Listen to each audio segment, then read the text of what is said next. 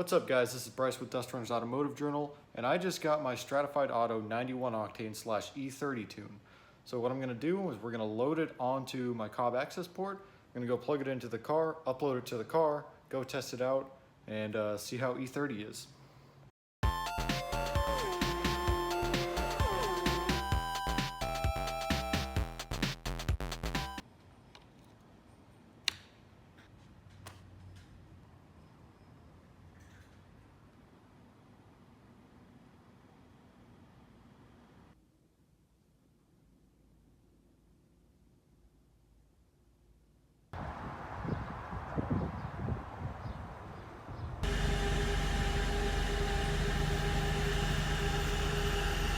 Alright, so I've been driving around on the 91 octane tune from Stratified for probably the last 5 or 10 minutes.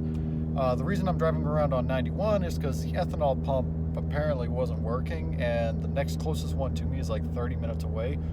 So I'm just going to have to wait a couple of days when there's an ethanol pump closer to me.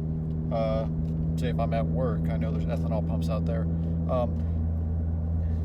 Either way, the Stratified 91 tune definitely has more low-end torque than the Cobb tune. Definitely has more top-end power, but annoyingly the throttle response it's different. I'll have to get used to it, but the throttle response is definitely different. So far I don't like it, but I think I'll get used to it. Either way, it definitely has more power just on 91, so I'm super excited to see how it's going to do on E30.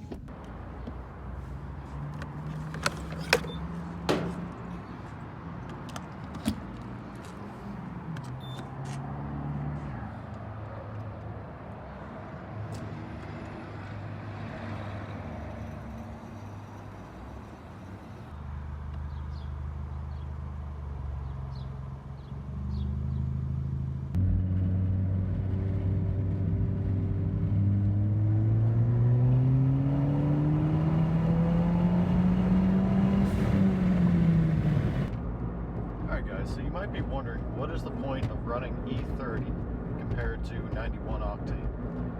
And the simplest way to put it is that ethanol has a higher octane rating. It has a higher knock threshold. This means you can run higher levels of boost and higher levels of ignition timing. Basically more ignition advancement. That's going to make more power. Now the reason you can't do that on 91 is you'll run into detonation or knock, and that's really bad for your engine. You don't want that happening. That's how you blow stuff up. So by running ethanol, you alleviate that problem. The problem with the Fiesta is that you can only run E30, which is 30% ethanol, 70% gasoline. The reason for that is that the fuel system really cannot keep up with the demand. Ethanol has a lower energy content, so it requires more ethanol to make the same kind of explosion as it does gasoline. This means you need to flow more liquid. The factory fuel system really can't handle much more than E30. So that's why everyone runs E30. That's not to say that the ethanol is too corrosive for the direct injection fuel system. I know of at least a couple of guys here locally in Arizona who run E54, which is what we have on the pump.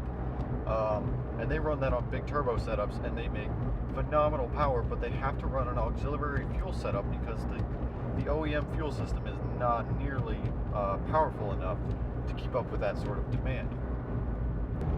So in the case of this Stratified E30 tune, there's less negative ignition correction at full throttle. There's also less negative ignition correction at part throttle. This basically means that the car is happier. It's happier to make more power. Boost levels are they're pretty much the same. I'm running about 26 pounds on the Stratified 91 tune, and the Stratified E30 tune. It peaks at about 25, 26 pounds. That stayed the same across the tunes. What has not stayed the same, like I said, negative ignition corrections. I'm on E30 right now. I've done a couple of wide open pulls. It's 90 degrees out. And I've only seen positive ignition corrections. 91 compared to 91, so Cobb 91 compared to Stratified 91. It's not the same giant jump that stock to Cobb was. That was a humongous jump and totally transformed the car. Going from a Cobb tune to a Stratified tune, there's definitely a jump in power. More specifically, there's a jump in power everywhere. Low-end power, especially top-end power. Stratified definitely seems to have more top-end power, where the Cobb tune really died really, really hard. So I'm super happy with this 91 octane tune. Right now I'm running the E30, really, really happy with that. It just makes a lot more power. I mean, this was a car that made 200 horsepower. Now it's, you know, stage 1 on E30, who knows, I don't know, 220, 230 horsepower. Nothing huge, but the torque, probably 250, 260 foot-pounds of torque. That's a lot of torque in a 2,700 pound car. So it really makes this car a lot of fun to drive. It's still not super fast. You're still gonna get, you know, you're hardly beating 350Zs and stuff like that. But it's a lot of fun. So if you guys like this video, be sure to hit that thumbs up button and subscribe, and I'll see you guys in the next one.